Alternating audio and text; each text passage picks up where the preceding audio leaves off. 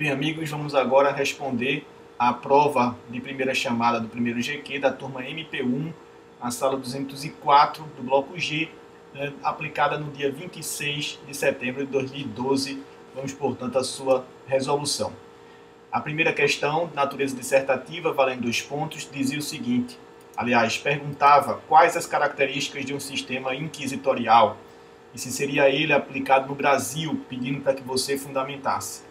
Então, as características básicas de um sistema inquisitivo ou inquisitorial que você deveria mencionar, além da ausência de publicidade, além de se caracterizar como um procedimento sigiloso, nele também há completa ausência de contraditória e ampla defesa.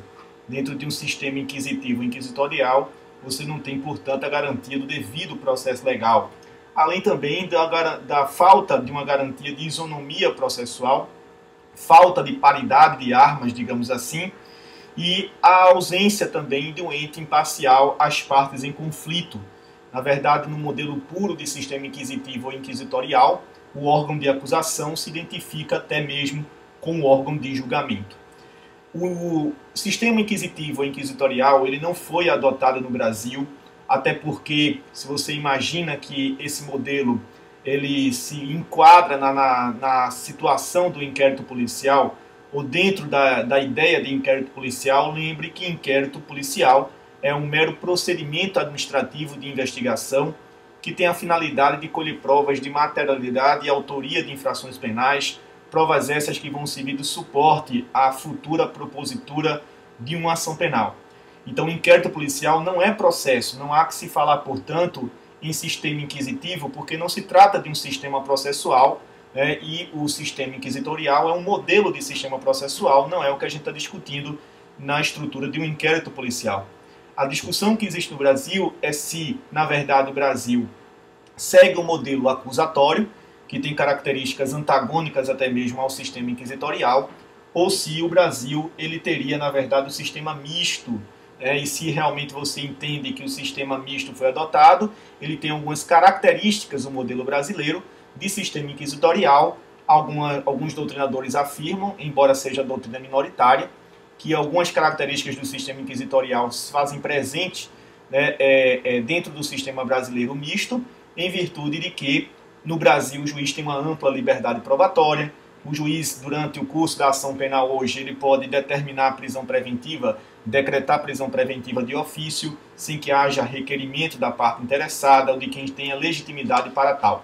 Enfim, de toda maneira, a discussão se resume apenas ao modelo misto ou modelo acusatório no Brasil, porque o sistema inquisitorial não foi de fato adotado, lembrando sempre que o inquérito ele não é um processo, ele é apenas um procedimento administrativo.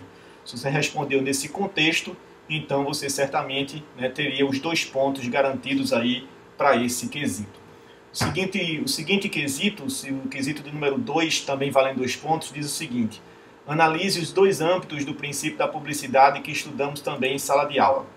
Era para apenas você se referir, no que diz respeito à publicidade, a 2 aspectos da publicidade que nós estudamos. A publicidade geral e a publicidade chamada de publicidade especial.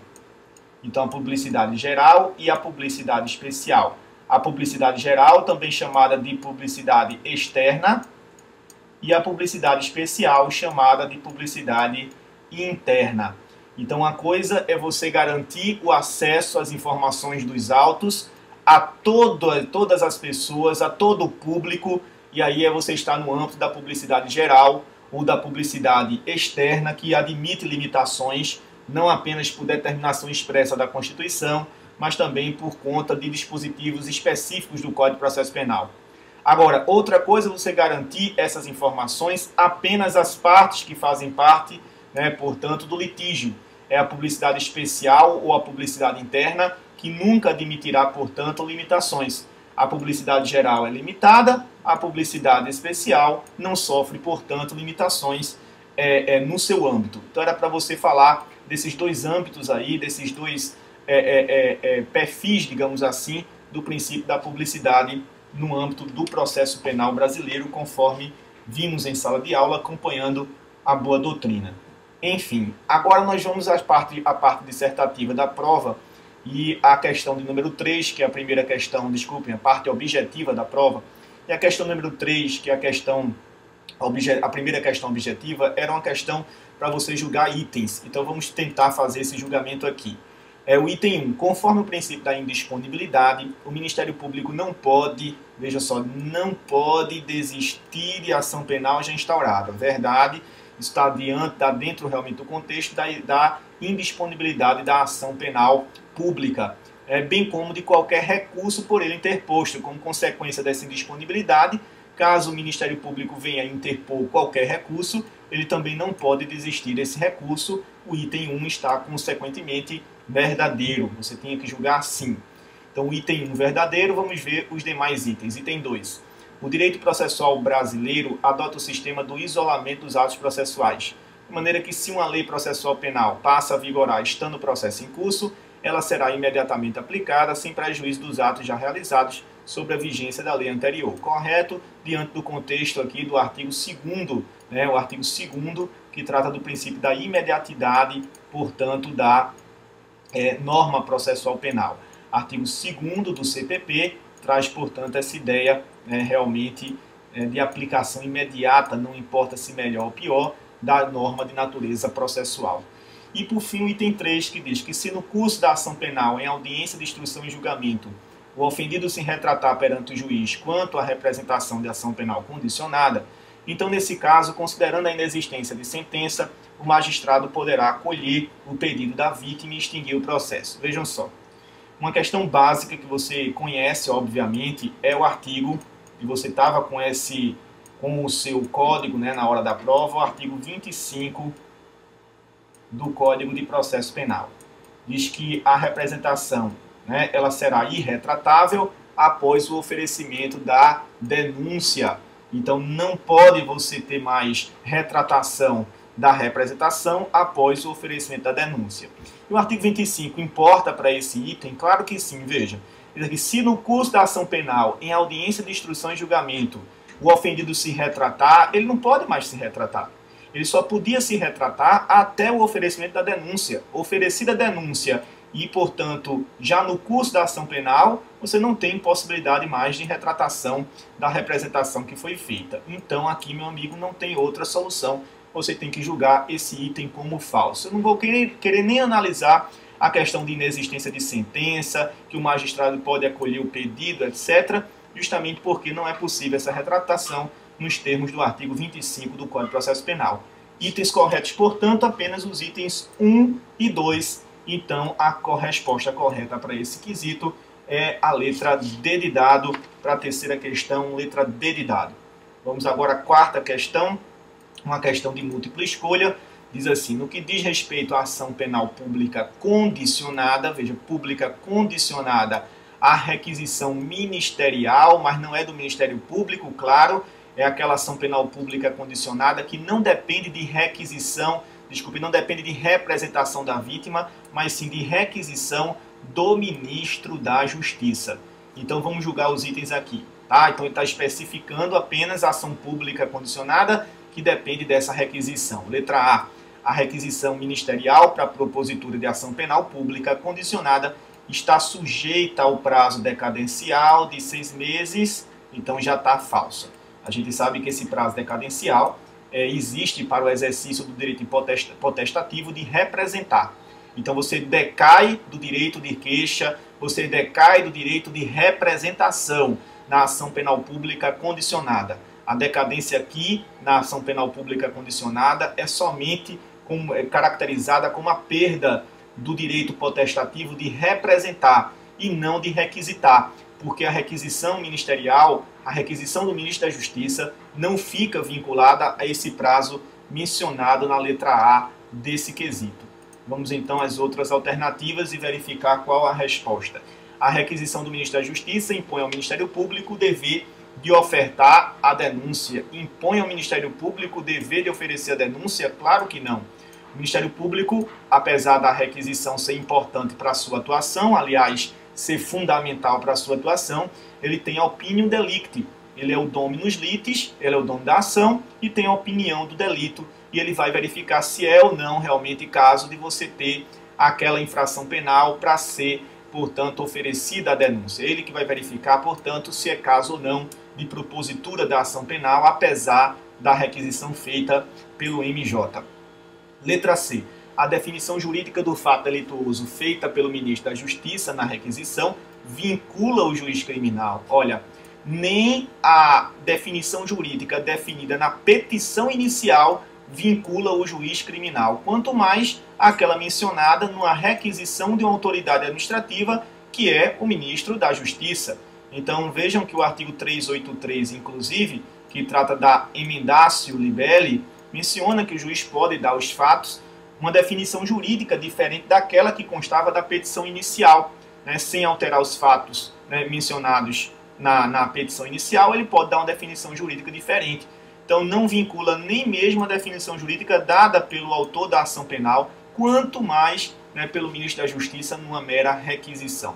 Letra D. Nos crimes contra o patrimônio da União é indispensável a requisição do ministro da Justiça. Falso. Os crimes que dependem de requisição da Justiça são taxativamente mencionados na lei. E não é porque o crime simplesmente é contra o patrimônio da União que você tem sempre que ter requisição do ministro da Justiça. Falso, né? Então a resposta só pode ser letra E, vamos marcá-la. Diz assim: a requisição do ministro da Justiça na ação penal pública condicionada é condição de procedibilidade, tá certo? Condição específica de procedibilidade da ação, semelhantemente ao que acontece com a representação criminal. Então, letra E, a resposta para essa questão de número 4 aí, portanto. Vamos agora à questão de número 5, e a questão número 5 diz assim, ó: um servidor público federal, de forma dolosa, apropriou-se de 2 computadores da repartição em que trabalhava, sendo crime de ação penal pública incondicionada. Claro, porque se trata de um peculato, e aqui na modalidade de apropriação, artigo 312 do Código Penal Brasileiro. A respeito dessa situação hipotética, assinale a opção correta. Letra A. Na situação em questão, para início da investigação policial e para que o Ministério Público possa oferecer denúncia, é indispensável a representação do chefe do órgão do Ministério Público lesado. Do órgão público lesado. Claro que não. Ora, aqui, vou puxar a seta aqui, eu sei que está meio torta, desculpe, mas se trata de crime de ação penal pública incondicionada. Então não há que se falar em representação criminal de quem quer que seja, né? Porque não depende esse crime de representação, é um crime de ação penal pública incondicionada. Falsa, letra A. Vamos ver então as outras alternativas e marcar a correta. Letra B. Nessa situação, qualquer pessoa do povo pode provocar a iniciativa do Ministério Público, fornecendo-lhe por escrito informações sobre o ocorrido, apontando a autoria e os demais elementos de convicção. É essa a resposta que está em consonância com o artigo 27 do Código de Processo Penal, tá? Então, artigo 27 do CPP, em harmonia aí com essa redação, aliás, é exatamente essa redação da letra B aí dessa quinta questão. Vamos ver os erros das demais alternativas, caso você tenha realmente marcado, e identificar aí o seu equívoco. Letra C. Com a ação penal em tramitação, caso o Ministério Público deixe de promover o andamento do processo durante 30 dias seguidos, ocorrerá a perempção. Falso, porque a perempção, que é tratada no artigo 60 do Código de Processo Penal, é uma causa de extinção de punibilidade que só se aplica aos crimes de ação penal de iniciativa privada. Perempção é uma sanção, é uma penalidade que você aplica ao querelante, apenas ao querelante na ação penal privada, quando ele mostra de alguma maneira uma falta de interesse para com a ação penal privada, e essa falta de interesse é sempre mencionada em um dos incisos, um dos 4 incisos ali do artigo 60 do CPP. Então, falsa, letra C, D de dado. A própria pessoa jurídica de direito público, por intermédio de seu representante legal, poderá representar para a deflagração da persecução criminal, caso o chefe imediato da repartição não faça. Poderá representar, não existe, na verdade, aqui, né, como a gente já falou, crime de ação penal pública condicionada, o crime de ação penal pública incondicionada, não há que se falar, portanto, em representação.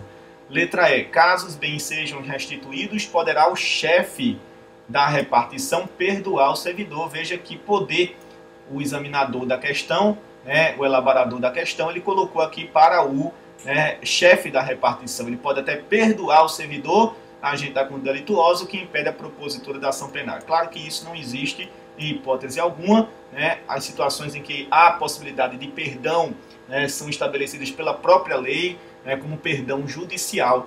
Não é o caso, portanto, aqui dessa hipótese. Inclusive, o perdão como com causa de extinção de punibilidade dentro da ação penal privada é o perdão do ofendido, né, o perdão do querelante, que não existe, que não ocorre na ação penal pública incondicionada, que é o caso aqui em tela. Vamos à questão agora número 6, que diz assim: em relação à ação penal privada, assinale a opção correta. Letra A. A aceitação legal tácita do perdão no que diz respeito ao querelado mentalmente enfermo ou retardado mental e aos menores de idade na forma expressa da legislação processual de regência. Claro que não existe, né, nenhum dispositivo que trate de perdão tácito simplesmente porque o querelado ele é uma pessoa mentalmente enferma ou um retardado mental, enfim, não há um perdão tácito. Se ele é mentalmente enfermo ou se ele é retardado mental que foi caracterizado como realmente inimputável, ele não se submete à aplicação da lei penal, obviamente, por não ser sujeito de reprovação na esfera criminal, não ser capaz de ser reprovado na esfera criminal. Então não há, portanto, essa aceitação tácita do perdão e simplesmente porque ele é mentalmente enfermo ou retardado mental, ainda quando ele possa responder criminalmente por não ser completamente inimputável, ou seja, se ele está numa situação de semi-imputabilidade, ainda assim não é porque ele é semi-imputável que ele perdoa tacitamente o perdão que foi dado, né, pelo querelante. Então está errado a letra A, não há que você realmente entender como correto aqui. Letra B. O querelante poderá optar entre os autores da infração penal contra a qual deseja oferecer a queixa-crime.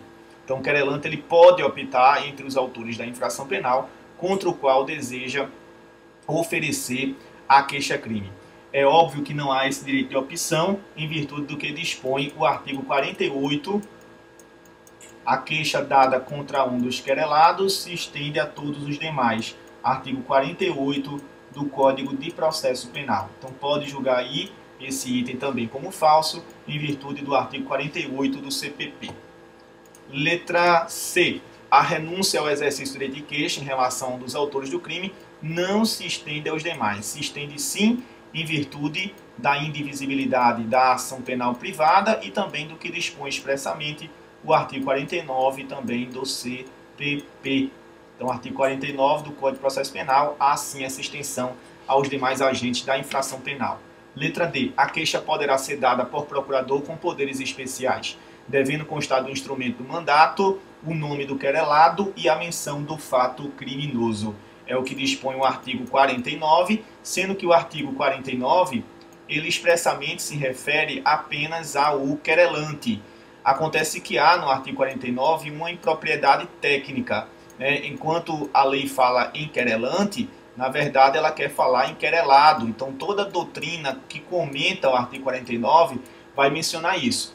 A queixa deve ser dada por procuradores especiais, por procurador especial, devendo constar do instrumento de mandato o nome do querelante, né, diz a lei, mas na verdade o que ela quer dizer é querelado, até para entrar em harmonia, né, com o que dispõe o artigo 41 do CPP, que traz os requisitos formais para a petição inicial criminal, e dentre esses requisitos formais da petição inicial criminal, o artigo 41 trata da identificação do acusado, né, ou então os elementos que são necessários, portanto, a sua individualização.